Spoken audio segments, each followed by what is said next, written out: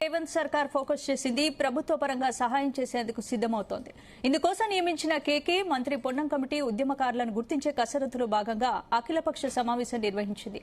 ఉద్యమకారులను ఎలా గుర్తించాలి, ఎలాంటి సహాయం చేయాలన్న దానిపై అన్ని పార్టీల అభిప్రాయాలు తీసుకుంది. అయితే అఖిలపక్ష భేటీకి టీడీపీ, వైసీపీ, సిపిఎంను పిలవడంపై బీఆర్ఎస్ అభ్యంతరం వ్యక్తం చేసింది. ఉద్యమకారుల గుర్తింపు ఎలా ఉండబోతోంది, సర్కార్ ఏం చేయబోతుందో ఇవాళ డిఎన్ఏలో డిస్కస్ చేద్దాం. భరత్, తెలంగాణ ఉద్యమకారులను గుర్తించడానికి ప్రభుత్వం ఎలాంటి ప్రమాణాలు తీసుకుంటోంది? సో ఇప్పుడు మీరు అన్నారు లాస్ట్లో తెలంగాణ ఉద్యమకారుల గుర్తింపుకు వైసీపీ, టీడీపీని పిలవాల్సి వచ్చింది. డిక్షనరీలోనే లేదు తెలంగాణ అన్నదాన్ని. ఎందుకు పిలవాల్సి వచ్చిందంటే అఖిలపక్ష సమావేశం అన్నప్పుడు ఏంటంటే అయితే అసెంబ్లీలో రిప్రజెంటేషన్ ఉన్న వాళ్ళని పిలవాలి, లేకుంటే ప్రాంతీయ రికగ్నైజ్డ్ పార్టీస్ని పిలవాలి. సో జనసేన వాళ్ళు కూడా ఆబ్జెక్షన్ వ్యక్తం చేశారు, మాది కూడా రికగ్నైజ్డ్ పార్టీ కదా అని. అంటే తెలంగాణలో రికగ్నైజ్డ్ పార్టీ కాదు, ఆంధ్రాలో recognised party. TDP, YCP recognised పార్టీగా లాస్ట్ ఎలక్షన్లో వచ్చిన ఓటు బ్యాంక్ ఆధారంగా ఉన్నాయి.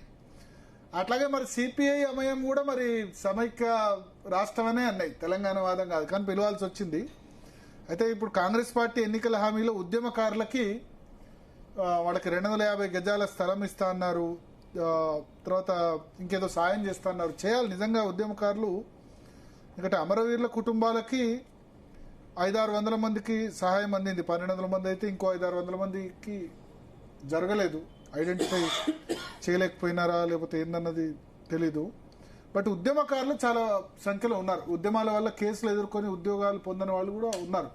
సో ఖచ్చితంగా ఉద్యమకారులకు న్యాయం జరగాలి. వన్ టైం బెనిఫిట్ కట్టుకోవడానికి ఇల్లు వన్ టైం బెనిఫిట్ ఏదో. లేకపోతే ఇప్పుడు నిజాంను ఎదుర్కొన్న వాళ్ళందరికీ కూడా కేంద్ర ప్రభుత్వం మన పెన్షన్ ఇచ్చింది. స్వతంత్ర సమరయోధుల పెన్షన్లో నిజాం వ్యతిరేక పోరాటంలో పాల్గొన్న వాళ్ళకు కూడా కేంద్ర ప్రభుత్వం పెన్షన్ ఇచ్చింది. సో అట్లా తెలంగాణ వాదులకి పెన్షన్ ఇవ్వచ్చు, నెలకు 2000-3000. ఇప్పుడు వితంతు, వికలాంగ వృద్ధులకు ఇస్తున్న తెలంగాణ వాదులకు కూడా పెన్షన్ ఇవ్వచ్చు. కేసుల వల్ల సఫర్ అయిన వాళ్ళు చాలా మంది ఉన్నారు. సో ఎలా ఉద్యమంలో ప్రత్యక్షంగా పాల్గొన్న వారిని, పరోక్షంగా మద్దతు ఇచ్చిన వారిని ఎలా సెగ్రిగేట్ చేస్తారు? సో ఇప్పుడు ఓన్లీ కేసులు ఉన్న వాళ్ళని ఐడెంటిఫై చేస్తే అది కూడా కరెక్ట్ క్రైటీరియా కాదు. కేసులు లేకుండా ఫైట్ చేసిన చాలా మంది జర్నలిస్టులు ఉన్నారు. ఎన్ని కేసులు ఉన్నదాన్ని బట్టి అదొక్కటే సరిపోదు, కేసులు పెట్టకుండా తెలివిగా బ్రెయిన్ యూజ్ చేసిన వాళ్ళు కూడా ఉన్నారు కదా. సో ఆ ఐడెంటిఫికేషన్ అన్నది దాని గురించి కమిటీ కూర్చుంది. కాంగ్రెస్ పార్టీ 6 గ్యారంటీలో పెట్టింది, కానీ 2.5 years టైం తీసుకునేది లేకుండా ఇంకా ముందు స్టార్ట్ చేసేది ఉండే. మాట్లాడదాం. మనతో పాటు చరణ్ కౌశిక్ గారు ఉన్నారు, శరత్ గారు జాయిన్ అవుతారు, వి ప్రకాష్ గారు జాయిన్ అవుతారు, శివప్రద్ పటేల్ ఉన్నారు, అదేవిధంగా తాడు శ్రీనివాస్ గారు కూడా ఉన్నారు.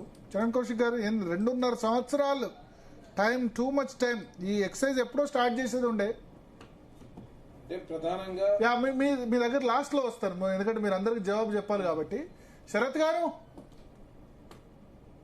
అందరు ఉద్యమకారులే. శరత్ గారు ఉద్యమకారుడే, తాడు శ్రీనివాస్ ఉద్యమకారుడే, శివప్రద్ పటేల్ అయితే జైలు కూడా పోయినాడు, చరణ్ కౌశిక్ కూడా జైలు పోయి ఉన్నాడేమో, పోయినాడో పోలేదు తెలియదు, కేసులు అయితే ఉన్నాయి. Mute దివండి sir. శరత్ గారు నేను తీసేసాను, మీరే. ఓకే. ఎట్లా ఉద్యమకారులకు గుర్తింపు క్రైటీరియా ఏంది సార్? ఒక విషయం చెప్పాలి, ఒక్క సెంటెన్స్ చెప్పి తర్వాత ఉద్యమకారుల గుర్తింపు సంగతికి వెళ్దాం సార్. అసలు బీఆర్ఎస్ పార్టీకి ఒక డిక్షనరీ ఉంది. ఆ డిక్షనరీలో ఉద్యమకారులు అంటే అందరికంటే పెద్ద పద్మశ్రీ అవార్డు ఇవ్వాల్సింది కేటీఆర్, హరీష్ రావు, సంతోష్ రావు, తర్వాత కవితారావు, ఇక మొత్తం వాళ్ళ కుటుంబం అంతా అయినాక లాస్ట్ కు పాపం బీసీలు, ఎస్సీలు, ఎస్టీలు ఉంటారు. నేను మొదటి నుంచి ఒక ఆవేదన నాకు ఉంటూనే ఉంటుంది బీఆర్ఎస్ పార్టీలో ఉన్నప్పటి నుంచి. ఏమంటే 12 ఏళ్ల ఉద్యమ ప్రస్థానంలో తర్వాత ప్రభుత్వం ఏర్పడిన దాంట్లో ఒక్క బీసీ నాయకుడు కూడా ఒక కేటీఆర్ స్థాయికి ఎదగలేదు, ఒక హరీష్ రావు స్థాయికి ఎదగలేదు, ఒక ఎస్సీ ఎదగలేదు, ఒక ఎస్టీ ఎదగలేదు. ఎవరు ఎదిగినారు రాజకీయంగా అంటే వీళ్ళే ఎదగరు. ఇప్పుడు సామాజిక తెలంగాణ కావాలన్నది మాలాంటి వాళ్ళ ఉద్దేశం సార్. ఆనాడు యాక్చువల్లీ మేము లెఫ్టిస్ట్ భావాలతో ఉన్నవాళ్ళం. చాలా మంది అన్ని విషయాలను వదిలెట్టేసేసి తెలంగాణ ఉద్యమ నేపథ్యం నుంచి ఇందిరారెడ్డి జమానా నుంచి తెలంగాణ కోసమని చేసిన వాళ్ళం. మేమేమనుకున్నాము, ఒక డిఫరెంట్ వేలో పోతుంది అనుకున్నాం. మాకేం తెలుసు లక్షల కోట్ల ఆస్తులన్నీ ఒక్క కుటుంబానికే వస్తాయి, ఇటనే జరుగుతుందని మేము ఊహించలేదు. అందుకే మేము విభేదించినాము, తర్వాత రకరకాల వచ్చినాం. సరే ఆఫ్ కోర్స్ ఇప్పుడు బీఆర్ఎస్ ను విభేదించి బయటికి వచ్చిన వాళ్ళు బీఆర్ఎస్ కు ప్రథమ శత్రువులు. కానీ తెలంగాణ ఉద్యమాన్ని వ్యతిరేకించిన వాళ్ళు వాళ్ళకి ప్రథమ మిత్రులు. ఇది ఒక డిఫరెంట్ ప్యాటర్న్ లా పోతుంది. సరే, ఇక క్రైటీరియాకి వస్తే మీరన్న పాయింట్ నేను సపోర్ట్ చేస్తాను. అదేమంటే కేసులు అనేది క్రైటీరియన్ కాకూడదు. ఎందుకంటే కేసుల కోసమేనంటే ఇప్పుడు కేవలము వీడియో కెమెరాల కోసమనే కొంతమంది ఆస్థాన, ఇప్పుడు ఆయన మన తాడూరి అన్నట్టుగా నాలాంటి ఆస్థాన విద్వాంసులు అని అన్నాడు ఆయన. మళ్ళా నాకు బాధ అయింది, ఎందుకంటే ఒక నిమిషం అరే అయ్యో బాధ అయిందా, నేను కొంత నవ్విస్తామని అన్నా.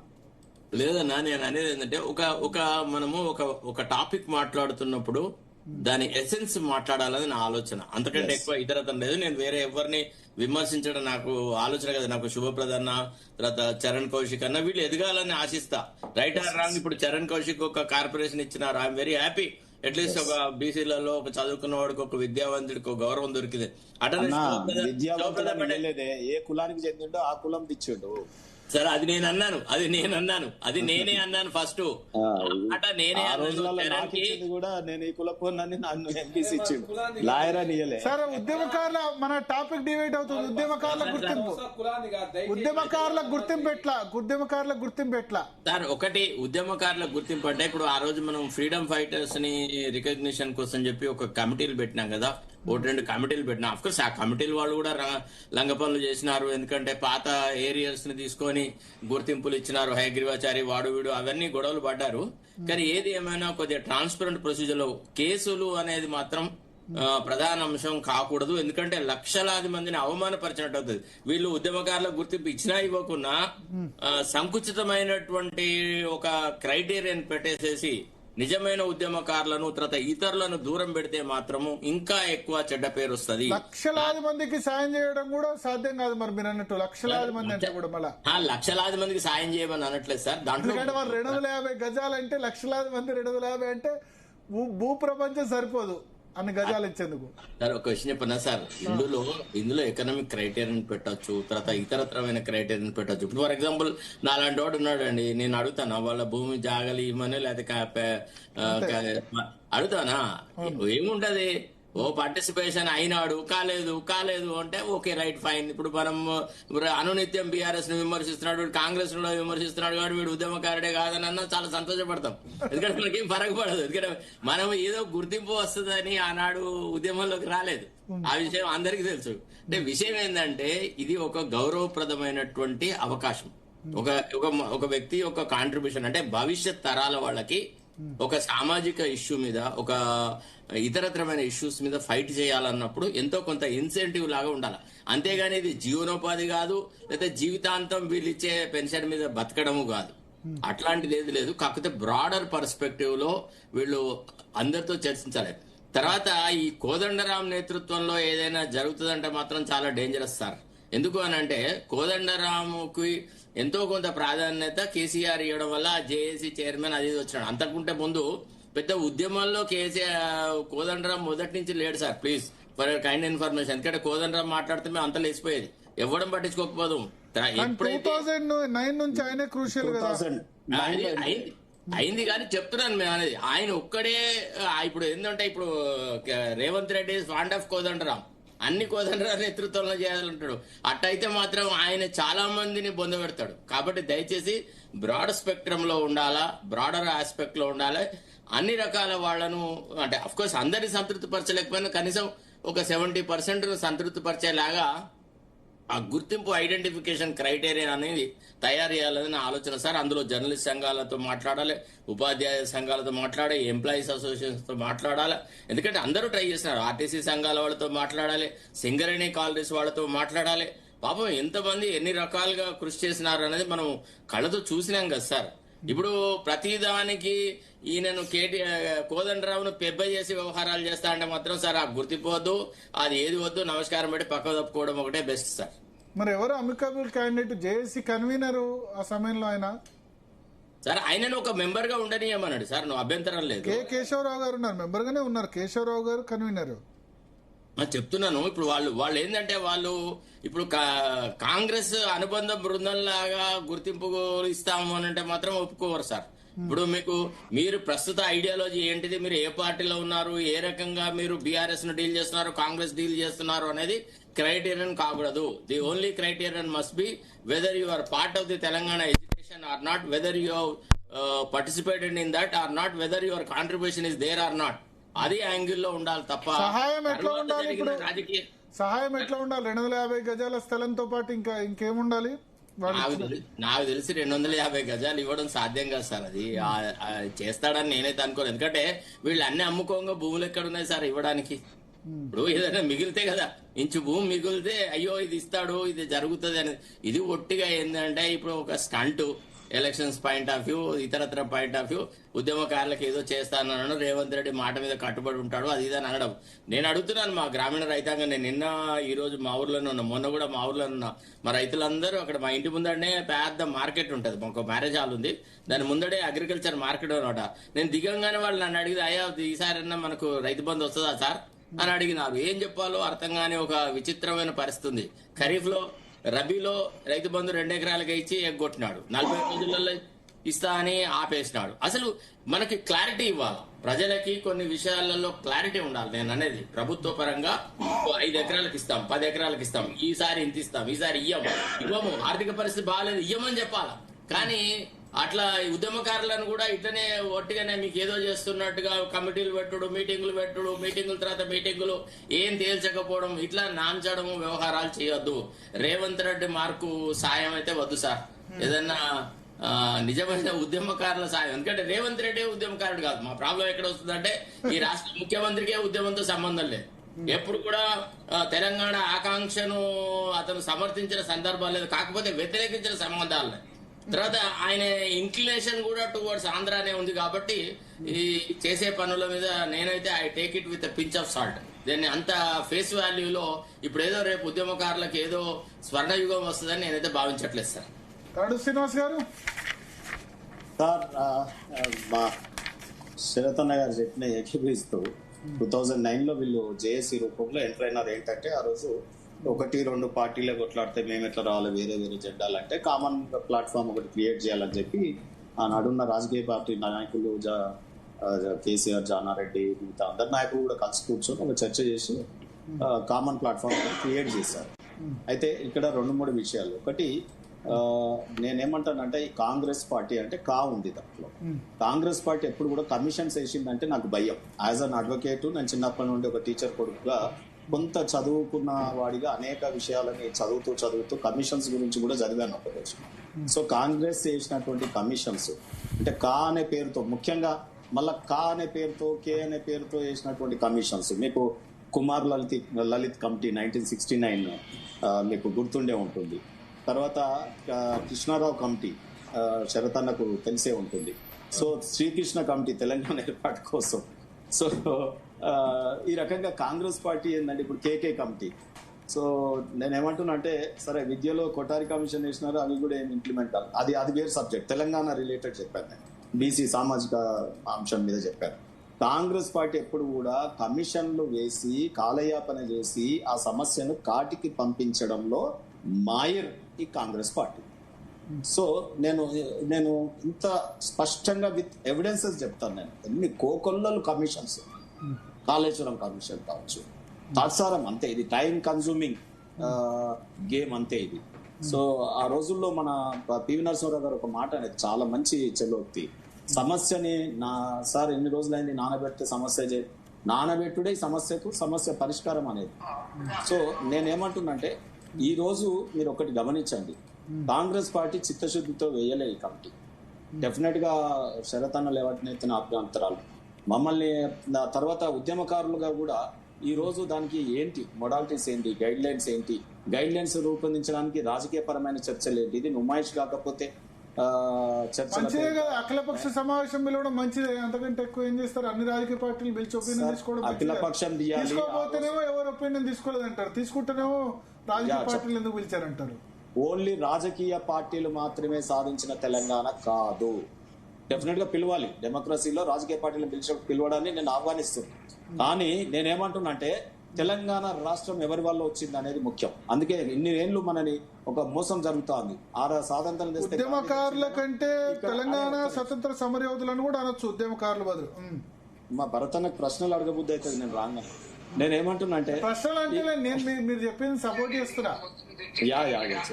నేనేమంటున్నా అంటే ఈ రోజు తెలంగాణ రాష్ట్రానికి స్వాతంత్రం తెచ్చినట్టే కేసీఆర్ తప్ప ఎవరు తేలే అంటారు.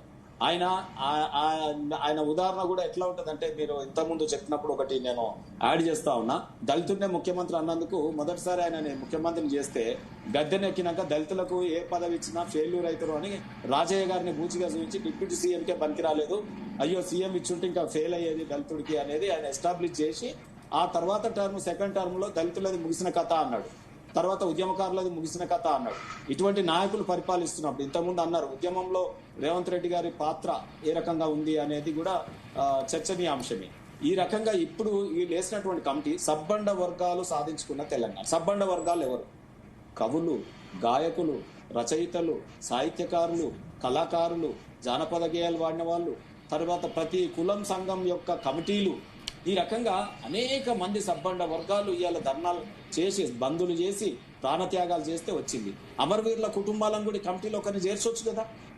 నేను ఇప్పుడు కాన్స్టిట్యూట్ చేసినటువంటి కమిటీలో అమరవీరుల కుటుంబం ఏదండి, ఆ బాధలు, ఆ గాయాలు, వారిని ఎట్లా అడ్రస్ చేస్తే బాగుంటుందో వాళ్ళు చెప్పగలుగుతారు కదా. పదవులతో కలకల్లాడినటువంటి వాళ్ళని కూర్చోబెడితే ఏం నిర్ణయాలు తీసుకుంటారండి? ఇప్పుడు అందులో ఉన్నటువంటి వాళ్ళందరూ కూడా పదవులతో కలకల్లాడినటువంటి వాళ్ళ జీవితాలే కదా. సో నిజంగా ఆకలి మంటతో ఉన్న వాళ్ళని అందులో చేరిస్తే బాగుండేది కదా ఒకరిద్దరిని.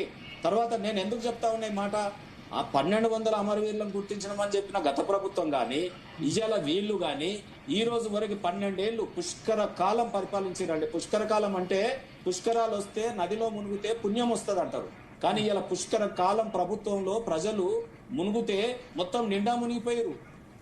పుష్కర కాలం పరిపాలించిన ముష్కరులు వీరు బీఆర్ఎస్ కాంగ్రెస్ పార్టీ. సరే క్రైటీరియా చెప్పండి మీరు. క్రైటీరియా ఓకే, ఇప్పుడు వాళ్ళని ఉద్యమకారులకు న్యాయం జరగాలి. దీనివల్ల సార్ న్యాయం జరగాలంటే ఒకటే అండి, ఈయన నాకు తెలిసి అయితే ఒకవేళ చేస్తే గీస్తే లాస్ట్ కు మహిళలకు ఆర్టీసీ టికెట్లు ఇచ్చినట్టు ఉద్యమకారులు ఆర్టీసీ బస్ తిరిగి పాస్ ఇస్తాడేమో గానీ అంతకు మించి ఏమి చేయడని నేను భావిస్తున్నా.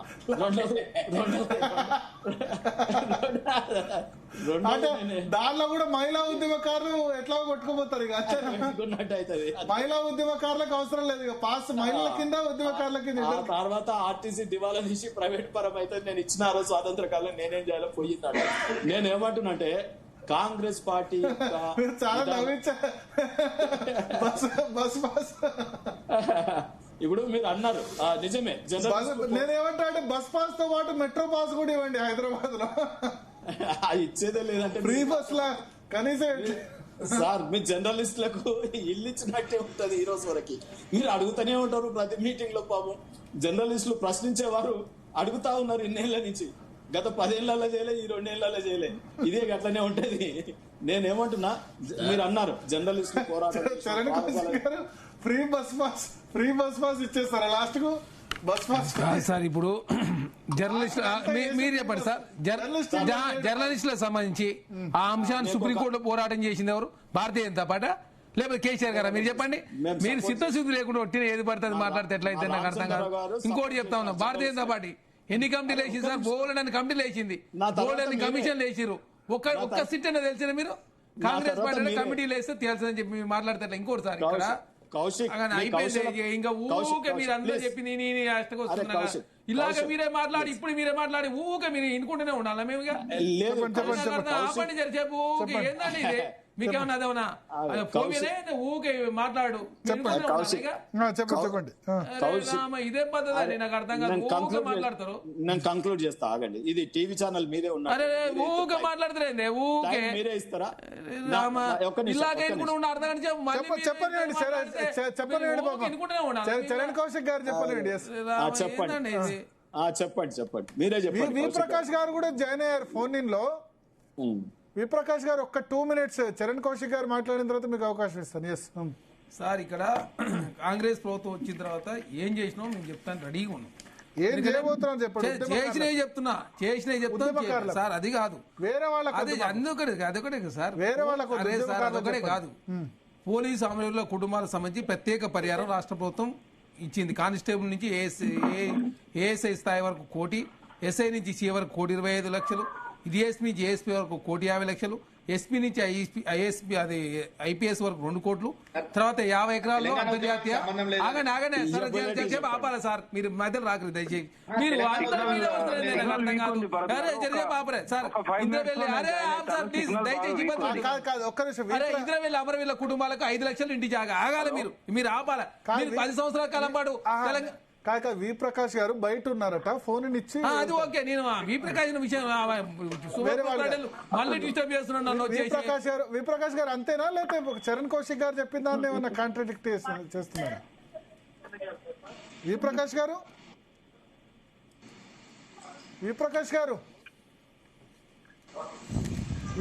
గారు వినిపిస్తుందా?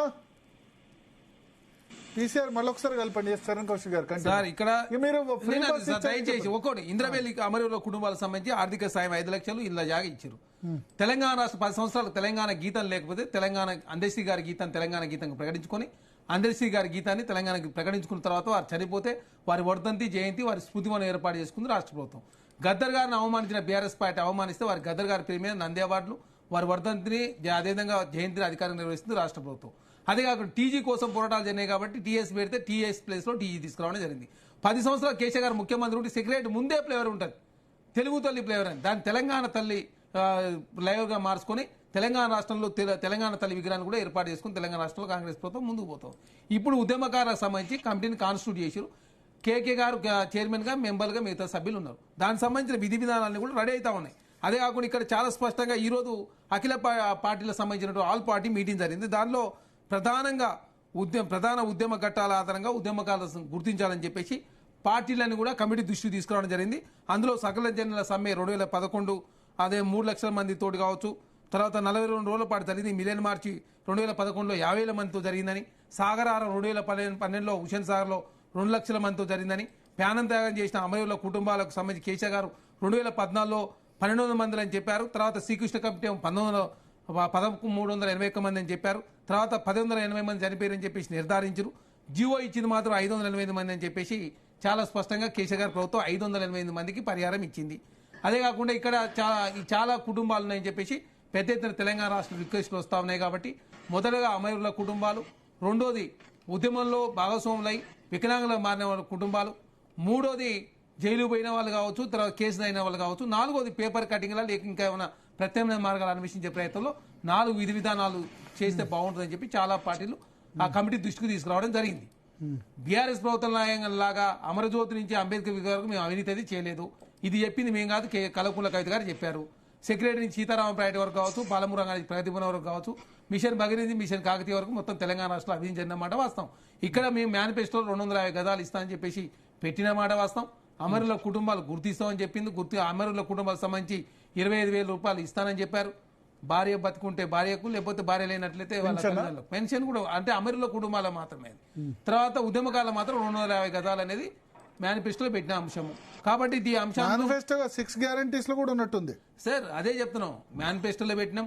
తర్వాత మీరు చెప్పిన జర్నలిస్టుల సంబంధించి సార్, ఏ పార్టీ కేసీఆర్ గారు 10 సంవత్సరాల కాలం పాటు జర్నలిస్టుల అంశాన్ని పట్టించుకోకపోతే సుప్రీంకోర్టులో అడ్వకేట్లు పెట్టి సమర్థవంత వాదనలు వినిపించి సుప్రీంకోర్టులో గెలిచిన తర్వాత సుప్రీంకోర్టు జడ్జిమెంట్ ఇచ్చింది. దాన్ని రద్దు చేసిన పరిస్థితి ఎమ్మెల్యే ఎంపీలు రద్దు చేశారు, ఇటు జర్నలిస్టులు రద్దు చేస్తే 4 సీట్లో కాంగ్రెస్ ప్రభుత్వం ఇస్తా అంటే ఏమంటారు, నిన్న కేటీఆర్ గారు 4 సీట్లు కాదు వేరే కాడ ఇవ్వాలి, మేము 4 సీట్లు రద్దు చేస్తామని చెప్పి వారు మాట్లాడు అంటే అమ్మ పెట్టదు అడుకోని మీరు ఏ లేదు.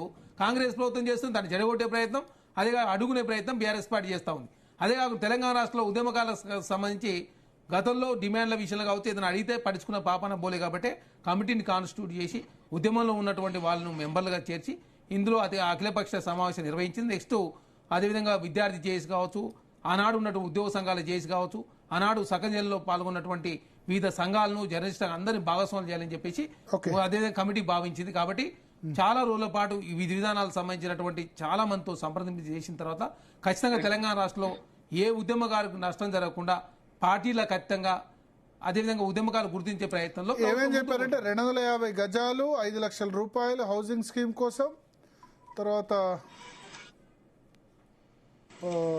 5 లక్షల రూపాయలు పెట్టలేదు సార్. 5 లక్షల ఇందిరమ్మ ఇల్లు 5 లక్షల రూపాయలు ఎస్సీఎస్లకు 6 లక్షల రూపాయలు. కాబట్టి ఖచ్చితంగా జాగ వచ్చినప్పుడు ఇల్లు వస్తుందని చెప్పేసి చాలా మంది భావిస్తా ఉన్నారు.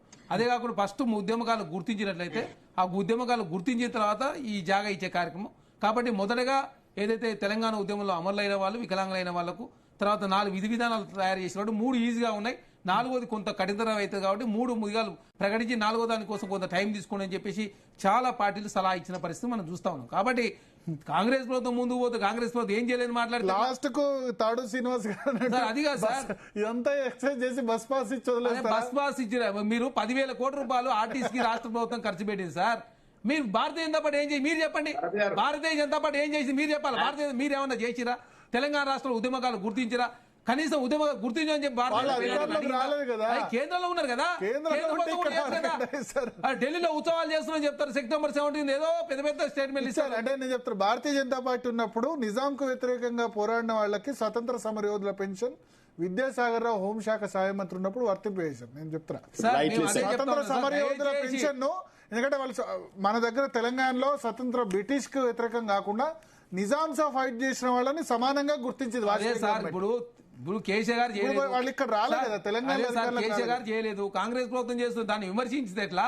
మీ అభిప్రాయంలో ఉంటే నేను ఇలా అఖిలపక్ష సమావేశం బీజేపీ నాయకులు చెప్పండి. మీరు బీఆర్ఎస్ పార్టీ అయినా, బీజేపీ అయినా, వైసీపీ, సిపిఐ, సిపిఐ అందరు పిలిచి కదా, ఇంకా మిగతా వాళ్ళు పిలుస్తారు. శివప్రద గారు నాకు నవ్వుతాడు. తాడు ఒక 1 సెంటెన్స్ సార్ చెప్పండి సార్. చచ్చిపోయినాక స్టేట్ ఆనర్స్ తోని ఫ్యూనరల్ చేస్తారు సార్. ఇది కాంగ్రెస్ ప్రభుత్వం చేసే పని. మరి బీఆర్ఎస్ ఏం చేసి బతుకున్నప్పుడు ఏం చేయరు అంతేనా? బతుకున్నప్పుడు ఏం చేయరు. విషయం ఏంటంటే ఆనర్ దొరుకుతుందంటే నాలాంటి వాళ్ళని కూడా చచ్చిపోతుండే ఉద్యమంలో.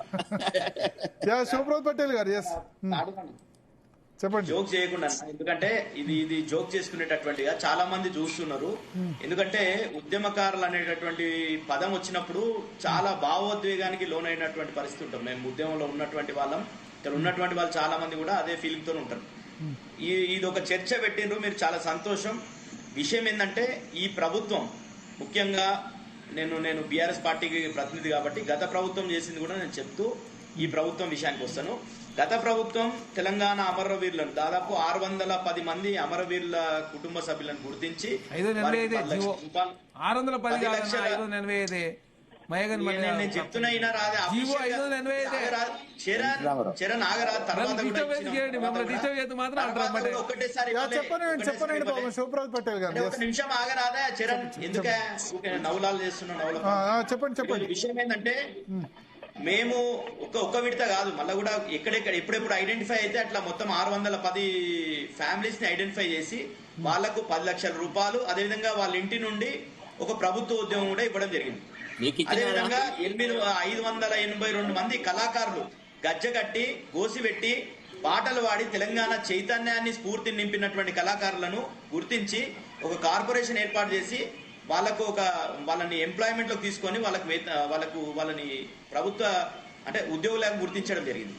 ఈరోజు చాలా మంది ఉద్యమకారులకు చాలా మందికి, నేను స్వామి గౌడ్ గారి గురించి మొదలు పెడితే బల్క సుమన్ వారు కావచ్చు, ఎర్రోల శ్రీనివాస్ కావచ్చు, బొంతు రామ్మోహన్ కావచ్చు, ఇట్లా నేను చెప్పుకోండి శ్రీనివాస్ గౌడ్ గారు కావచ్చు, శివప్రద పటేల్ గారు కావచ్చు, బాలరాజ్ యాదవ్ గారు కావచ్చు, ఇట్లా చాలా మందిని 100 మందిని ఉద్యమకారులను కేసీఆర్ గారు గుర్తించి అనేక రకాల అవకాశాలు, ఇక్కడ బి ప్రకాష్ గారిని కావచ్చు, తాడూరు శ్రీనివాస్ గారిని కావచ్చు, చాలా మందిని గుర్తించి కేసీఆర్ గారు సముచితమైనటువంటి స్థానాలు ఇవ్వడం జరిగింది. ఇది ఉద్యమం అనేది 4 కోట్ల తెలంగాణ ప్రజలందరూ కూడా పనిచేశారు కాబట్టి దాంట్లో చాలా మంది ఉద్యమంలో ఉన్నారు.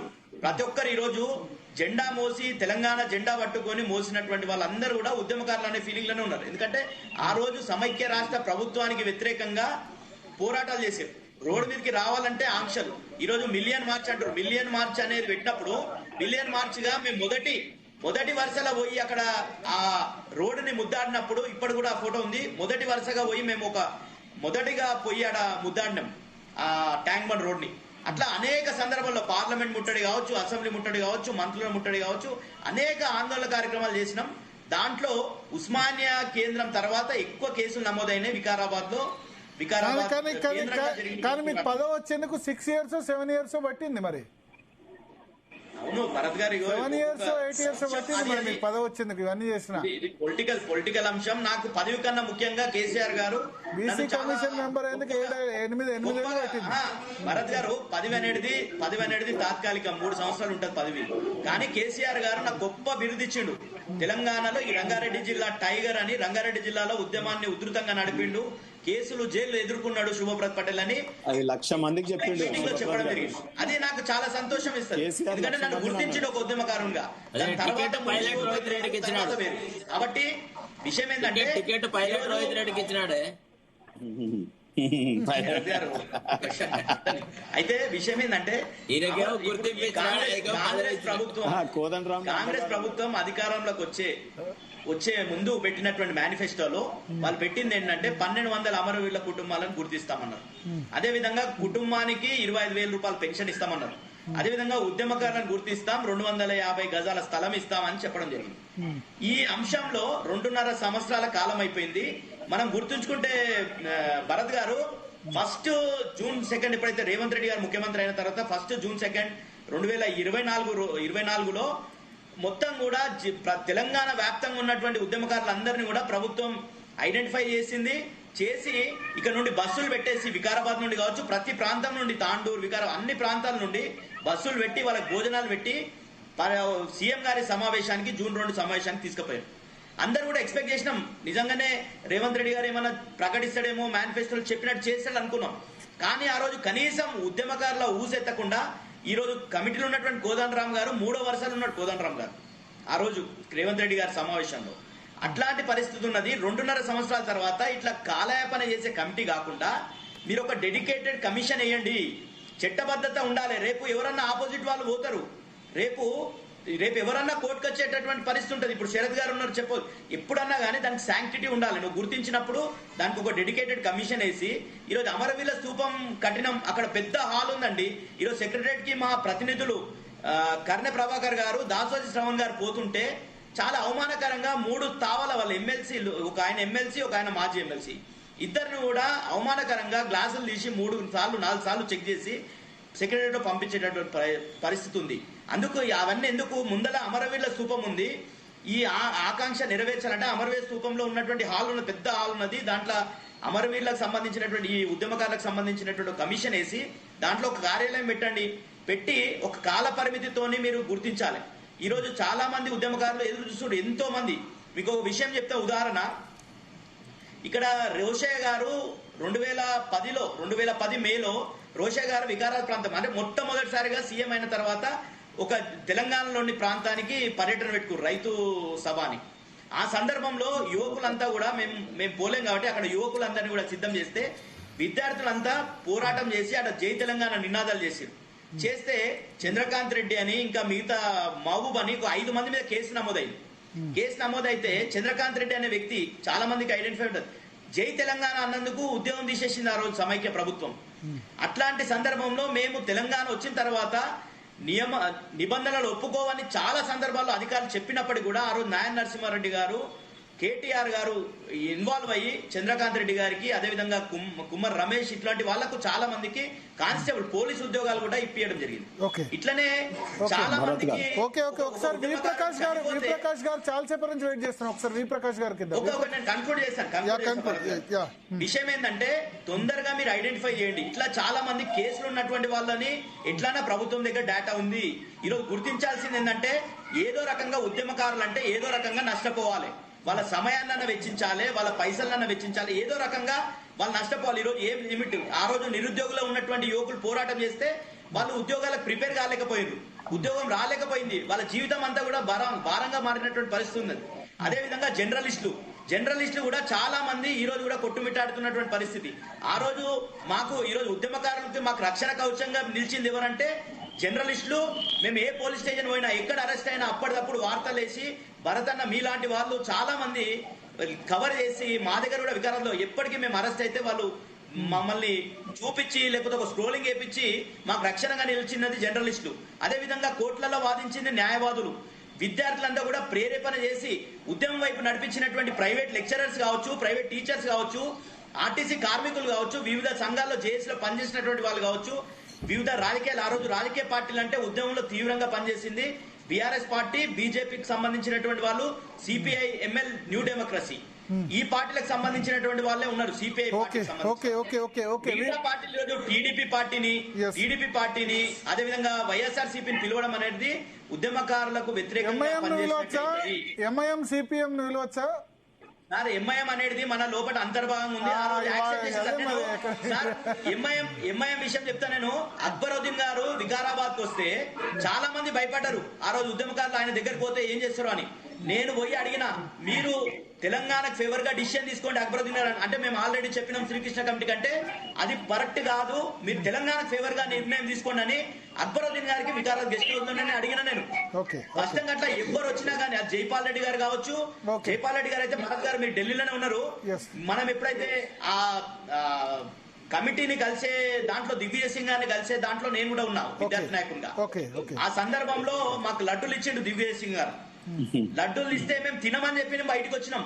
మీకు తెలుసు, మీరు బయట మీరు V6 గా ఆడ పని చేస్తుంటే ఆ రోజు బయటకు వచ్చి మీరు మా బయట తీసుకున్నారు.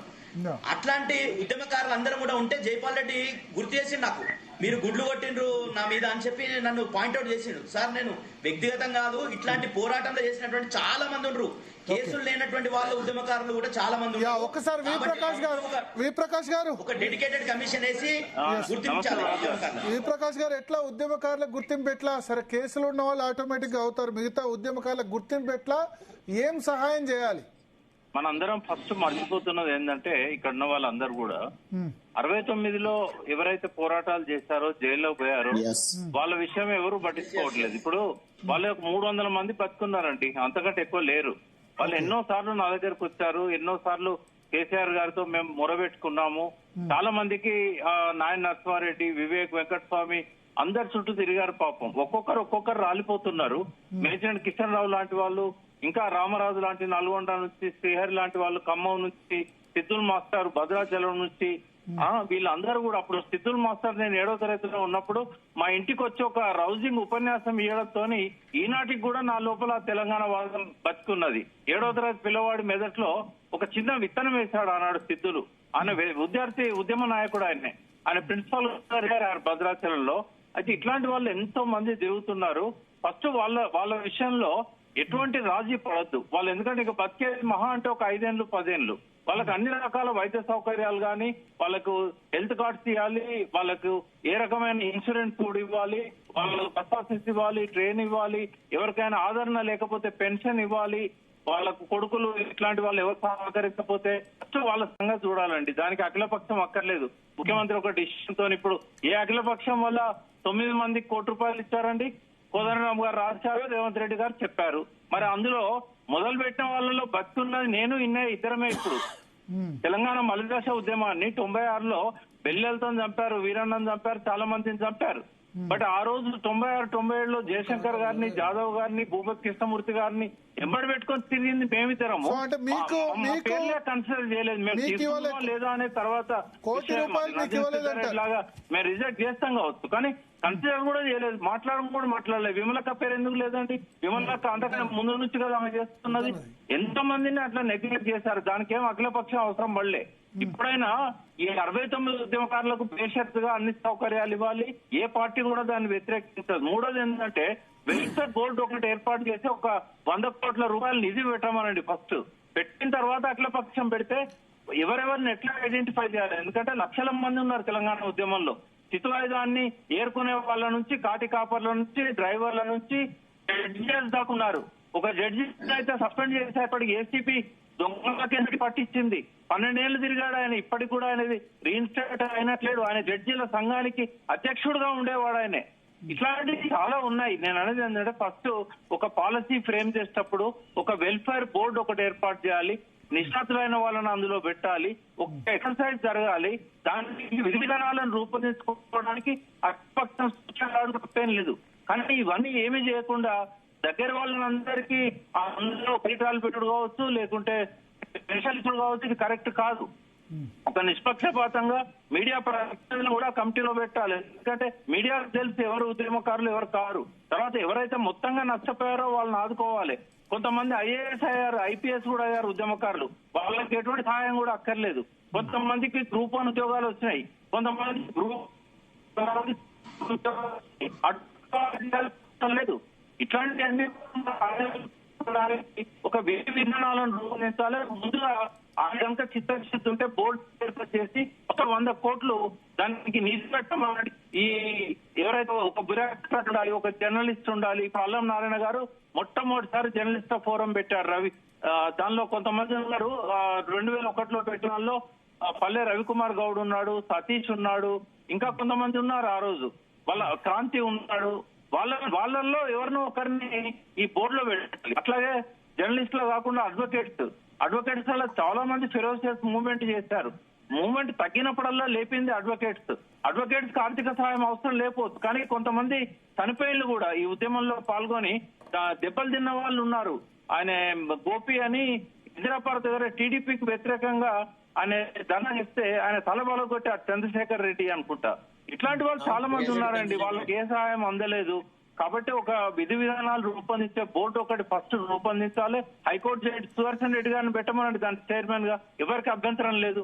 ఆయన ప్రత్యక్ష సాక్షి ఉద్యమానికి ఇట్లాంటి వాళ్ళని పెట్టి దాన్ని ఒక 6 నెలల్లో ఫైనల్ చేయాలి ఎవరెవరికి అవసరం. ఇంకోటి ఏంటంటే నిరంతరం వాళ్ళకు ఒక ఉపాధి అవకాశం ఇచ్చే విధంగా కొన్ని లక్షల మంది నిరుద్యోగులు ఎవరైతే ఉద్యమంలో పాల్గొన్నారో వాళ్ళకి సపరేట్ గా వాళ్ళ కోసం ఒక లోన్ వ్యవస్థ, అంటే సబ్సిడీతోని వాళ్ళకి ఏదైనా ఇండస్ట్రీ పెట్టేయడమో, ఉపాధి అవకాశాలు మెరుగు కావడమో, అది సపరేట్ గా జరగాలి. ఒక కార్పొరేషన్ కూడా ఉండాలి. వెల్ఫేర్ బోర్డు, కార్పొరేషన్ ఏంటంటే వాళ్ళకు ₹1,00,000 రుణం ఇచ్చారనుకోండి, మళ్ళీ వాళ్ళు తిరిగి కట్టడానికి కార్పొరేషన్ వాళ్ళకి హెల్ప్ చేస్తుంది. ఆ వ్యాపారం అభివృద్ధి చేస్తే వాళ్ళు ఉపాధి సంపాదించుకోగలుగుతారు. ఇప్పుడు దళిత బంధు లాంటి వాటికి 10 లక్షలు ఇచ్చినప్పుడు ఉద్యమకారులకు 10 లక్షలు ఇచ్చి వాళ్ళతో ఏమన్నా పెట్టివచ్చు కదా. ఇప్పుడు అదే ఒక 1000 కోట్లు కనుక ఖర్చు పెడితే చాలా మంది నిరుద్యోగులైన ఉద్యమకారులకు ఉపాధి అవకాశాలు మెరుగైతాయి. వాటిని బీసీ కార్పొరేషన్, ఎస్సీ కార్పొరేషన్ పరిధిలో తీసుకోకుండా ఉద్యమకారుల కార్పొరేషన్, ఉద్యమకారుల బోర్డు అనేది ఏర్పాటు చేయాలి. సంక్షేమం అనేది ఒక 100 కోట్లు పెట్టాలి, కార్పొరేషన్ కు ఒక 1000 కోట్లు పెట్టాలి. అప్పుడే కరెక్ట్ గా న్యాయం జరుగుతుందండి. ఓకే. సో ఇది ఇవాళ ఆల్ పార్టీ మీటింగ్ పెట్టారు. ఉద్యమకారులను కూడా సపరేట్ గా మళ్ళీ పిలుస్తారేమో. ప్రకాష్ గారు మీరు వెళ్ళి కలిసి చెప్తారా? చాలా బాగున్నాయి మీ రికమెండేషన్స్ అన్ని. మరి ఫైనాన్షియల్ గా ఏదో కానీ ముందు 1969 ఉద్యమకారులను గుర్తించాలి. ముందు సీనియారిటీ ముఖ్యం. I fully agrees with you. Bharat గారు డౌట్ వస్తుంది. శరత్ గారు, ప్రకాష్ గారు చెప్పిన చాలా అంశాలతో నేను మనస వాచ కర్మణ ఒప్పుకుంటున్నా. ప్రకాష్ గారు ఇట్లాంటి సలహాలు కేసీఆర్ కి ఇచ్చినాడా లేదన్న డౌట్ వస్తుంది. ఎందుకంటే వారు దగ్గరగా ఉండ్రి కేసీఆర్ కి, మరి ఆంతరంగి కూడా చాలా నేను చెప్తాను ఈ విషయంలో. ఒక్క నిమిషం శరత్ గారు, మీరు అడిగింది నేను మొదటి రోజుల్లోనే కేసీఆర్ గారితో మాట్లాడాను. ఆయన ఏమన్నాడంటే ఇప్పుడు ఎవరిని ఐడెంటిఫై చేయాలి, ఎవరు ఉద్యమకారులు కాదు, ఎన్ని లక్షల మంది ఉద్యమంలో పాల్గొంటే ఇది సక్సెస్ అయింది. దీన్ని ఏంటంటే ఒక పద్ధతి ప్రకారం మనం మొదలు పెట్టినా కూడా దీన్ని ముందుకు పోనీయరు.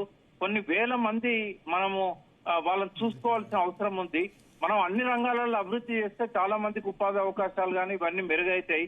ఇప్పుడు నన్నే అడిగిండు ఆయన, నువ్వు ఏ ఆశయం కోసం నువ్వు వచ్చినావో నీ ఆశయం నెరవేరింది, ఇప్పుడు నీకేం కావాలన్నా, నాకేం వద్దన్నా. నాకు ఎమ్మెల్సీ ఆఫర్ చేశాడు గవర్నర్ కోటాల. నేను అన్నా మీకు చెప్పాను కదా సార్, నేను తెలంగాణ కోసం వచ్చాను తప్ప పదవి కోసం రాలేదు, నాకు అవసరం లేదు అని అన్నాను. అంటే కొంతమంది రిజర్వ్డ్ పీపుల్ ఉన్నా కూడా వాళ్ళు పట్టించుకోలేదు, అందులో అనుమానం ఏం లేదు. బట్ నా వైపు నుంచి నేను 2-3 సార్లు గుర్తు చేశాను.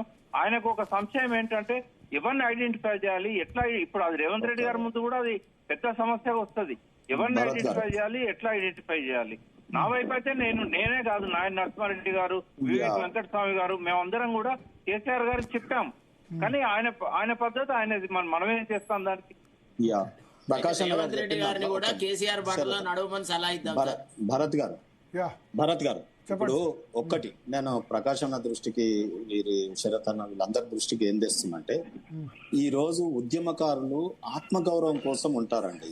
వాళ్ళ ప్రయోజనాలు ప్లాట్లు వస్తాయనో, పైసలు వస్తాయనో, లేకపోతే పదవులు వస్తాయనో ఉద్యమాన్ని నిజంగానే మొదలు పెట్టలేదు. సో ఆత్మగౌరవము ఒక స్వాతంత్ర ఉద్యమం కానీ తెలంగాణ రాష్ట్ర సాధనలో మేము కూడా పాల్గొన్నాము అని ఒక ఐడెంటిటీ కార్డు అన్న ఇస్తే కనీసం ఆ కార్డు మన్మళ్ళకో ముని మన్మళ్ళకో చూపించుకొని సంబరపడేటోళ్ళు కూడా ఉంటారండి. ఒక ఉపాధ్యాయుడు ఒక కలెక్టర్నో ఒక డాక్టర్నో తయారు చేస్తే ఆయన నా శిష్యుడు అని ఎట్లా చెప్పుకుంటాడో, ఈ తెలంగాణ రాష్ట్ర సాధనలో నేనున్నానని చెప్పుకునే ఒక గుర్తింపు కోసం పాకులాడతాడు. అది 1,00,000 మంది అయితేంది, 10 లక్షల మంది అయితేంది.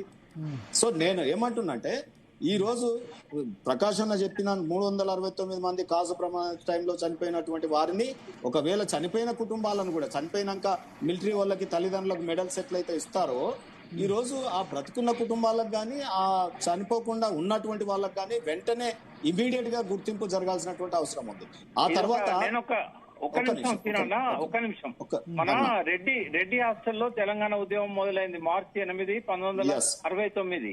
అయితే సరిగ్గా 50 ఏళ్లు పూర్తయిన సందర్భంగా నేను ఎంత అడిగినా కూడా ప్రభుత్వం ఇవ్వలేదు. కాబట్టి నేనేం చేశానంటే అదే రెడ్డి హాస్టల్లో 50వ వార్షికోత్సవాన్ని చేసి పురుషోత్తమరావు గారితో పాటుగా ఈనాటికి బతుకున్న వాళ్ళందరినీ ఒక 300 మందిని పిలిచి వాళ్ళకి నేనే సర్టిఫికెట్ ఇచ్చాను. వాళ్ళ ముఖంలో ఎంత సంతోషం అంటే, వాళ్ళ ముఖంలో సంతోషాన్ని చూస్తే నాకు చాలా, వాళ్ళకి నేను ఇచ్చింది ఏంటంటే నా సంతకంతో ఒక సర్టిఫికెట్. అవును. అయితే నేను చైర్మన్ ఉన్నా కాబట్టి ప్రభుత్వం ముద్రతో ఇచ్చా. మీరు మొదటి నుంచి పోరాడుతున్నారు, అది వేరు. నేనేమంటున్నంటే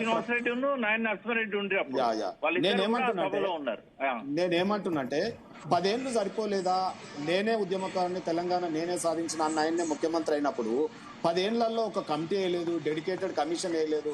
కానీ ఇప్పుడు మా పార్టీ తరఫున వచ్చిన మా శుభప్రద ఏమో పాపం రిక్వెస్ట్ చేస్తుండే డెడికేషన్ కమిషన్ వేయాలని.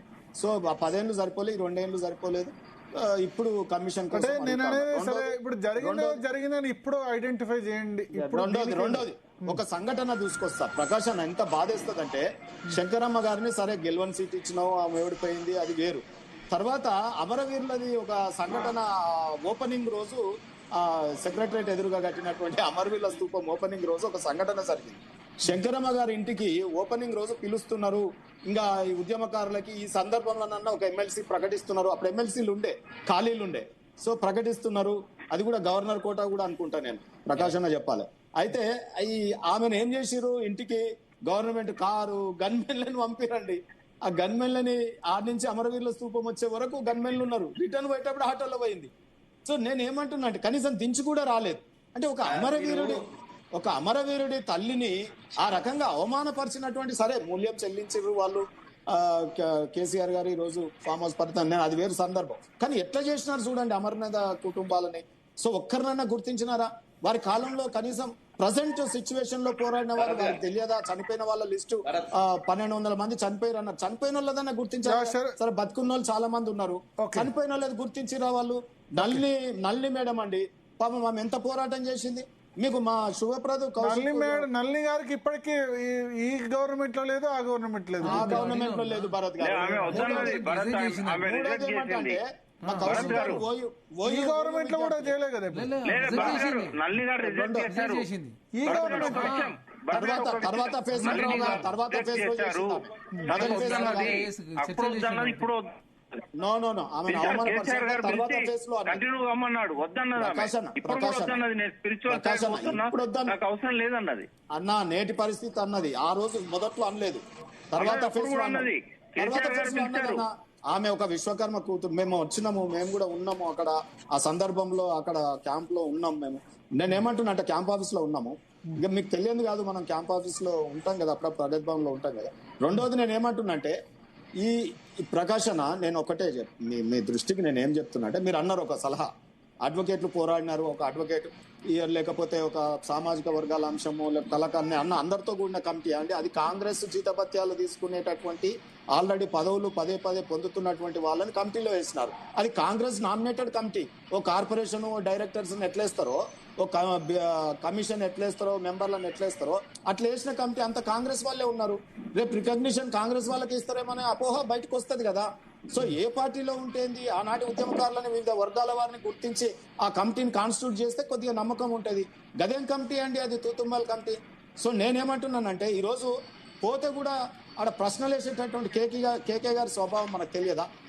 వారి నాలెడ్జ్ ని అందిపుచ్చుకునే రిప్రజెంటేషన్స్ పోతాయా? ఎవరైనా రిప్రజెంటేషన్ ఇచ్చినా ఏడే చేసినా ఏం చేసినా ఫీల్డ్ మీద పోయి ఇన్స్పెక్ట్ చేసే కమిటీయా? ఫీల్డ్ మీదకి పోయే కమిటీ నాది. సో కాబట్టి నేను ఆ కమిటీనే తప్పు పడుతున్నా, అసలు ఆ విధానమే తప్పు పడుతున్నా. రేవంత్ రెడ్డి గారిలో సరే సంపూర్ణమైన ఉద్యమకారుడా కాదా తర్వాత సంగతి, కానీ ఆయనకు ఆర్తి లేదు, ఆ ఇచ్చేటటువంటి నిజమైన మనసు చిత్తశుద్ధి ఉందో లేదో అని శంకించాల్సి వస్తుంది. రెండోది నేను ఒకటే చెప్తా ఉన్నాను, ఈ రోజు ఈ ప్రభుత్వం తీసుకునేటటువంటి నిర్ణయం చాలా గంభీరమైంది. ఇది ఆత్మగౌరవ సమస్య. కాబట్టి ఆ గుర్తింపు ఏ రకంగా ఉండాలనేది ఫస్ట్ గైడ్ లైన్స్ రావాలి. కనీసం వారు అన్నటువంటి కార్పొరేషన్ ఉన్న కార్పొరేషన్లకే నిధులు ఇవ్వలేదన్నా, నీ జలమండలికో అప్పుడున్న బీసీ కార్పొరేషన్ కో ఆ కమిషన్లు ఫెడరేషన్లు ఏమైనా మనం చూడలేదా? మీకు తెలియందా ప్రకాష్ అన్న? సో ఇవన్నీ కూడా ఉట్టి మాటలు అవుతాయి. పేరుకు కార్పొరేషన్లు, ఈ వెల్ఫేర్, ఇవాళ ఎంప్లాయీస్ కి ఇన్సూరెన్స్ సిజిహెచ్ఎస్ అదేదో స్కీమ్ లో ముందే 1.5% కట్ చేసుకునే ప్రభుత్వం ఇది. మార్వాడి మన బిజినెస్ లాగా ఉంటుంది చూడండి, మనీ లెండర్స్ బిజినెస్. సో ఆ రకంగా ముందే తీసుకుంది 1.5%. తర్వాత కాళ్ళు ఈ నెలలు వస్తాయా రావా, ఈ నెల పైసలు అయితే పోయినాయి, జీతాలు కట్ అయింది. సో అటువంటి ప్రభుత్వం ఉన్న దగ్గర రేపు ఉద్యమకారులకు దయార్థ హృదయంతో వస్తాయా? పదవుల పంపిణీలో మనం చూస్తా ఉన్నాం కదా, సింబాలిక్ గా అమరవీరులని పరిపాలనలోకి తీసుకొచ్చినారా? ఎంతమంది చనిపోయిన అమరవీరుల కుటుంబానికని ఇచ్చినారా? ఇంత ఉస్మాన్ యూనివర్సిటీ మా కౌశలంగా మాట్లాడుతున్నాడు, కానీ ఓయూలో ఇప్పటికీ ఒక జితేందర్ అని ఒక ఎస్ఐ, ఆయన ఎస్ఐ అని పిలుస్తారు, మీ అందరికి తెలుసు జితేందర్ అని, ఆయన మీద కేసు కొట్టేయలే, తెలుసు కదా, ఆయన మీద కేసు కొట్టేయలే. 10 ఏళ్ల ప్రభుత్వం, ఇప్పుడు 2 ఏళ్ల ప్రభుత్వం, ఉద్యోగం రాకుండా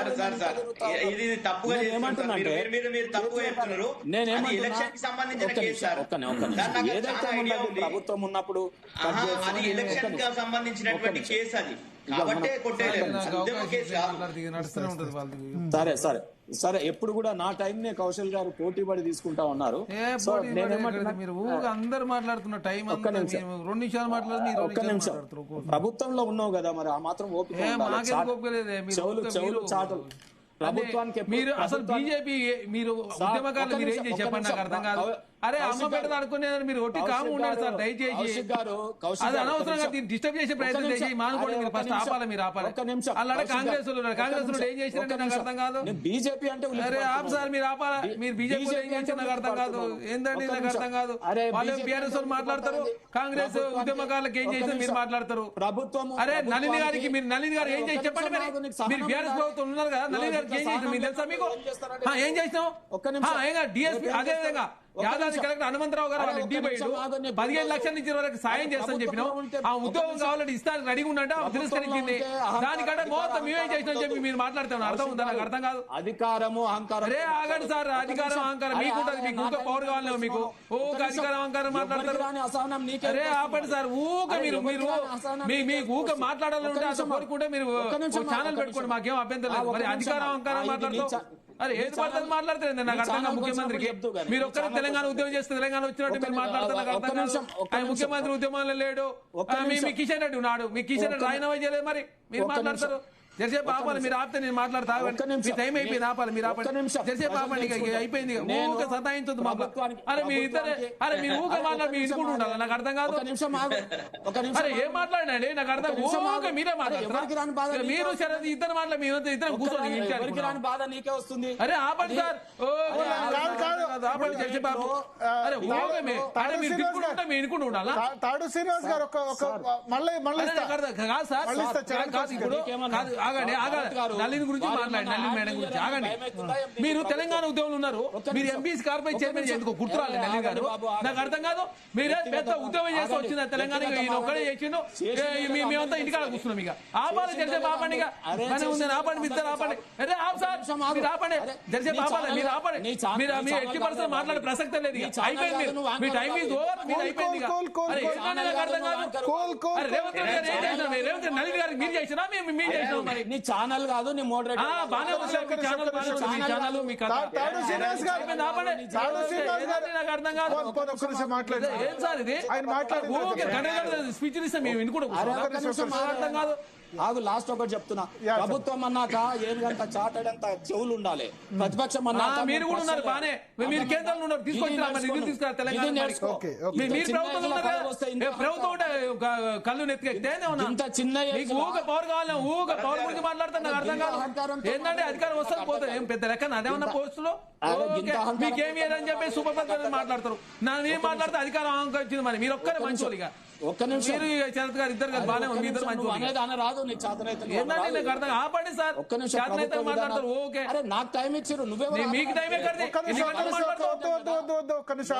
ఆపండి సార్ ఈ టైం అంతా నాకు అర్థం కాదు. తాడు శ్రీనివాస్ గారు ఆయన మాట్లాడుతున్నారు మీరు అడుగుతున్నారు మరి. తాడు శ్రీనివాస్ గారు 30 సెకండ్స్ లో మీరు క్లోజ్ చేయండి. తర్వాత కంటిన్యూ విమర్శలు చేస్తున్నాడు. మంచి చెప్పండి చెప్పండి. ఒక్క నిమిషం చెప్పండి, ఒక నిమిషం తర్వాత మళ్ళీ ఇద్దాం. చెప్పండి భరత్ గారు, ఈ కమిటీ మీద ఎవరికి విశ్వాసం లేదు, మీకు లేదు విశ్వాసం. సో కాబట్టి అది కాంగ్రెస్ కమిటీ, మంచి కాంగ్రెస్ కమిటీ మరి కాంగ్రెస్ చేసింది కాంగ్రెస్ కమిటీ కాబట్టి మీ కమిటీ అవుతుందా మరి? కాంగ్రెస్ చెప్పండి మీ ఎందుకు వేస్తాం నాకు అర్థం కాదు. చెప్పండి. చెప్పండి. బయట ఉండే విమర్శ చేస్తున్నారు, రేపు కమిటీలో వేసిన విమర్శ చేయవా? మొత్తం సున్నం పెట్టేటట్టున్నారు. చెప్పనివ్వండి. పాపం ఉద్యమకారులు అంతా చాలా రోజులు వెయిట్ చేస్తున్నారు. అఖిలపక్షాన్ని పోలేగా ఎందుకు పోలే మీరు? ఉద్యమకారుడు బీజేపీ మిమ్మల్ని పంపలేదు మరి. చెప్పండి తాడు శ్రీనివాస్ గారు. ఏందండి ఇది ఊక డిస్టర్బెన్స్? చెప్పండి. నేను ఏమంటున్నా, వారికి టైం కావాలట కదా, ఇయ్యండి. పాపం పెద్ద నేను జర ఏజ్లో పెద్ద దయచేసి పాపం నాకు అర్థం కాదు. ఏం పాపం ఏంది? ఊకే మీకు అధికారం కావాలా, పవర్ కావాలా, పదవులు కావాలా, పదవులు నీకు రాదని ఆయన అంటావు, నన్ను అంటావు. ఏందండి నాకు అర్థం కాదు. అధికారం శాస్త్రం మాకు పవర్ కోసం పనిచేస్తున్నాం మేమంతా. నాకు అర్థం కాదు. తింటానుకో ఉంటాను మాకేందండి? ఓకే ఏదో చెప్తున్నాడు. మీరు దయచేసి సబ్జెక్ట్ మాట్లాడటం మర్యాద మంచిగా మాట్లాడి తెలుసుకో. ముఖ్యమంత్రి అంటే ఓకే, ముఖ్యమంత్రి గారు నల్ని మీరు చేయించిరా, మీ కిషన్ తీసుకొచ్చేసిందా, మీ బడి సైజ్ తీసుకొచ్చేసి నాకు అర్థం కాదు. ఉత్తరం మాట్లాడుతారు అందరు కలిసి. ఎవరు చేసిరంటే ఇంద్రావళి కుటుంబాలు మీరు చేసిరా, పోలీస్ అమరావతి కూడా మీరు చేసిరా, లేకపోతే గద్దరానికి మీరు చేసిరా, లేకపోతే మన ఎవరికి అందేశ్వరి గారికి మీరు చేసిరా? నాకు అర్థం కాదు. మీరు ఏం చేసినా నాకు అర్థం కాదు. టీఆర్ఎస్ ప్రభుత్వం 10 సంవత్సరాలు లేరు మీరు. వచ్చి స్పీచ్లు ఇస్తున్నారు అందరు కలిసి. మీరు శరత్ గారు మీరు ఇద్దరు ఉన్నారు. మీరు మీ ముగ్గురికి అసలు మాట్లాడే నైతికత లేదు. మీకు ముగ్గురు టీఆర్ఎస్ ప్రభుత్వంలో ఉన్నారు. ఇంకా కాంగ్రెస్ పార్టీ ఎంతో కొంత చేస్తున్నారు, చేసింది అవమానించేది పోయి ఓ అంటే విమర్శ చేస్తారు. కాంగ్రెస్ కమిటీ కాకపోతే మీ కమిటీ వేస్తారా? అలాంటి శ్రీకృష్ణ కమిటీ వేసింది కాంగ్రెస్ ప్రభుత్వమే కదా. అది మేము తెలుసలే తెలంగాణ రాష్ట్రం ఇవ్వాలని చెప్పలేదా? ఏంటంటే నాకు అర్థం మాట్లాడేటప్పుడు కొంచెం సార్ వాస్తవాలు మాట్లాడు. ప్రకాష్ గారు మాట్లాడు ఒక అర్థం ఉంది. వారు ఏం 69 ఉద్యమకారులు చెప్పారు, 2009 ఉద్యమకారులు చెప్పారు. దాంట్లో చాలా టెక్నికల్ అంశాలు చెప్పి తప్పు లేదు. ఆ టెక్నికల్ అంశాలు కమిటీ దృష్టికి తీసుకుపోయినట్టు ఖచ్చితంగా అన్ని పరిస్థితి కాంగ్రెస్ వాళ్ళే గుర్తిస్తారట. అంటే కాంగ్రెస్ వాళ్ళు గుర్తు వేరే వాళ్ళని గుర్తించరా? మేము ఎంతమంది పదవులు ఇచ్చినాం తెలుసా మీకు? మేము 20 మందికి పదవులు ఇచ్చినాం సార్. తెలంగాణ ఉద్యమం ఉన్న వాళ్ళకి ఇచ్చినాం, జర్నలిస్టులకు ఇచ్చినాం, అడ్వకేట్ల పదవులు ఇచ్చినాం. మీరు ఎవరికి ఇచ్చినా అర్థం కాకూడదా సార్? వాళ్ళ ఉద్యమ పార్టీ అది. అసలు ఉద్యమం కోసం పెట్టే పార్టీ పత్తూరు. మీరు ఉద్యమ పార్టీ అని చెప్పి మీరు మా కాంగ్రెస్ పార్టీలో తెలంగాణ ఉద్యమంలో లేని వాళ్ళకు ఉన్న వాళ్ళకి ఇచ్చిన, లేని వాళ్ళకి ఇచ్చారు.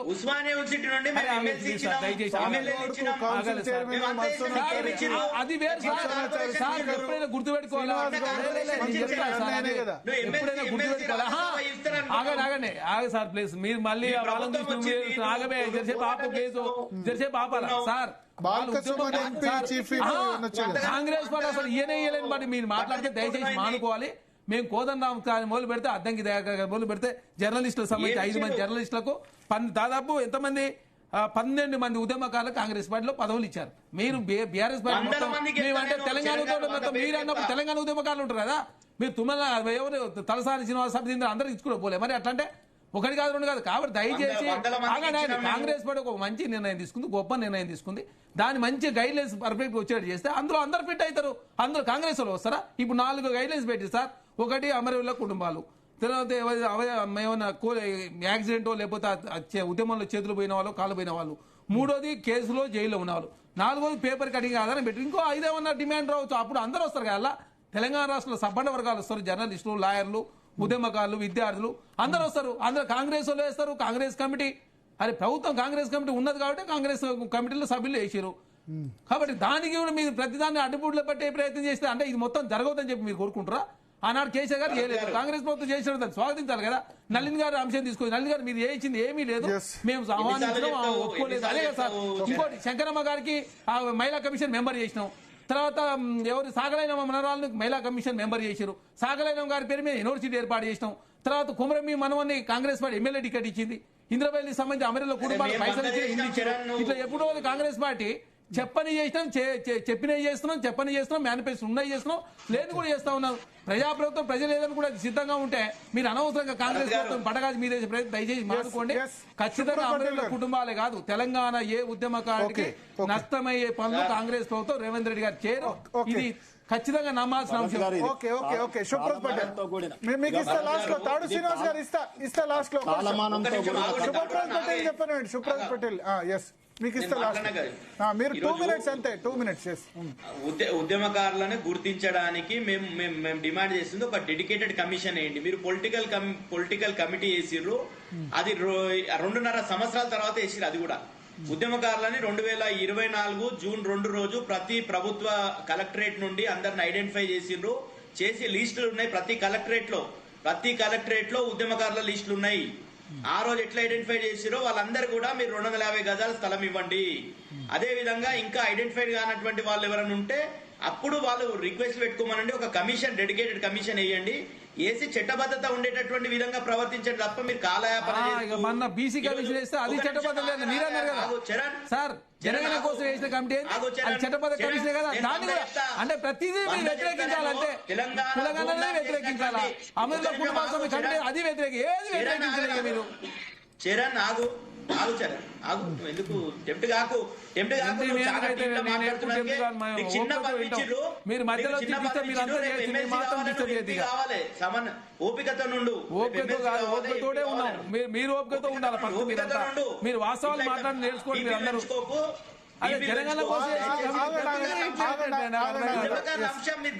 చేయాలని చెప్పి చేయదు కదా సార్. ఆగండి విషయం ఈ రోజు మన వీళ్ళు చెప్పినట్టు 1969 ఉద్యమకారులను కూడా మనం ఐడెంటిఫై చేయాల్సినటువంటి బాధ్యత ఉంది. ఎందుకంటే వాళ్ళు గుర్తింపునే కోరుకుంటున్నారు. అందులో చాలా మంది రిటైర్డ్ ఎంప్లాయీస్ గా రిటైర్డ్ అయిపోయారు. చాలా మంది వృద్ధాప్యంలో ఉన్నారు. వాళ్ళకి సంబంధించి ఏమైనా మెడికల్ కి సంబంధించినటువంటి ప్రభుత్వం ఒక ఫండ్ పెట్టి, ఒక కార్పస్ ఫండ్ పెట్టేసి మెడికల్ కి సంబంధించినవి కానీ వాళ్ళకి ఏమైనా ఆర్థిక సాయం చేయడం కావచ్చు, ఇట్లాంటివి చేస్తే బాగుంటది. ఉద్యమకారులను కూడా వెంటనే గుర్తించండి. మీరు ఓట్లు వేసుకున్నారు. ఈ రోజు ఎందుకు అడుగుతున్నారు? ఈ రోజు చరణ్ గతంలో నువ్వు కొంత చెప్పినావు.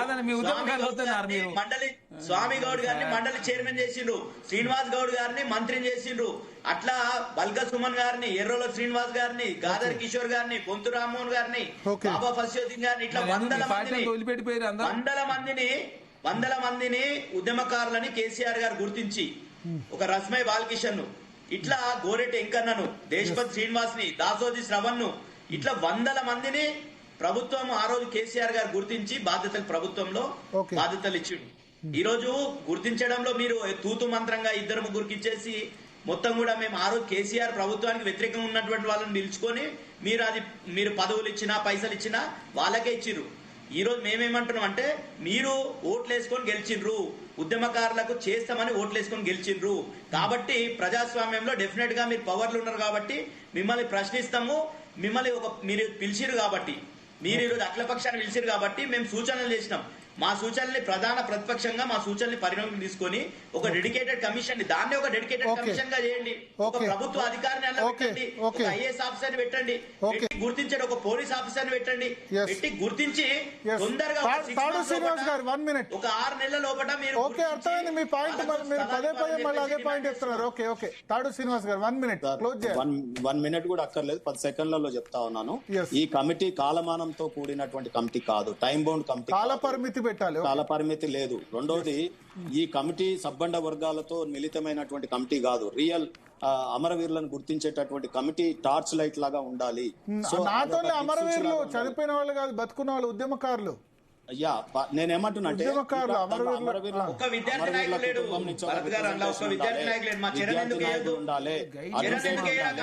జర్నలిస్ట్ ఉండాలి. ఒక కమిటీ పెద్దగా అయితే అయింది, కమిటీ పెద్దగా అయితే అయ్యింది. ఇది పెద్ద పని కాబట్టి. సో ఈ చర్చ కేశవరావు గారు కూడా మన చర్చ రోజు చూస్తూ ఉంటారు. కే కేశవరావు గారు నాకు చెప్పారు ఏంటంటే నీ చర్చ రోజు చూస్తాను నేను చెప్పారు. కే కేశవరావు గారు కమిటీ చైర్మన్ ఖచ్చితంగా ఈ చర్చ చూస్తుంటారు.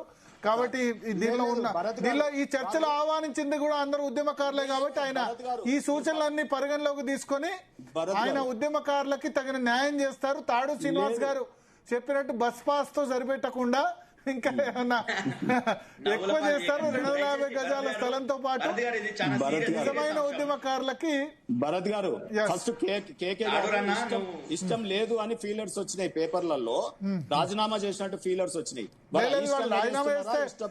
రాజీనామా చేస్తే కమిటీ మీటింగ్ ఇట్లా పెడతారు కానీ వారు ఇష్టంతో ఉన్నారు. కె కేశవరావు గారు కూడా మన చర్చ రోజు రెగ్యులర్ గా చూస్తారు. ఆయన నాకు ఈ చర్చలు ఇవాళ చూసా అని చెప్తారు. బహుశా ఈ చర్చ చూస్తుంటే కనుక ఆయన డెఫినెట్ గా కోదండరామ్ గారైనా లేకపోతే కె కేశవరావు గారైనా ఈ సభ్యులు వి ప్రకాష్ గారు చాలా సూచనలు ఇచ్చారు, సుప్రద్ గారు ఇచ్చారు, తాడూరు శ్రీనివాస్ గారు ఇచ్చారు, అడ్వకేట్ శరత్ గారు చాలా సూచనలు ఇచ్చారు.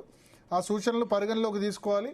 ఆల్ పార్టీ మీటింగ్ లాగా ఇక్కడ కూడా ఇది కూడా ఒక ఆల్ పార్టీ మీటింగ్ లాగా అన్ని పార్టీల వాళ్ళు ఉన్నారు కాబట్టి ఈ అభిప్రాయాలు పరిగణలోకి తీసుకోవాలి. ఉద్యమకారులకి న్యాయం జరగాలి. గతంలో జరగలేదు అనట్లేదు, అంటే వేల సంఖ్యలో జరగలేదు. పొలిటికల్ పదవులు ఒక్కలే కాదు, ఇంకా వేరే విషయాల్లో అయితే ఖచ్చితంగా న్యాయం జరగాల్సిన అవసరం అయితే ఖచ్చితంగా కనబడుతుంది. ఇది వాటి DNA. Stay tune to Zee Telugu news.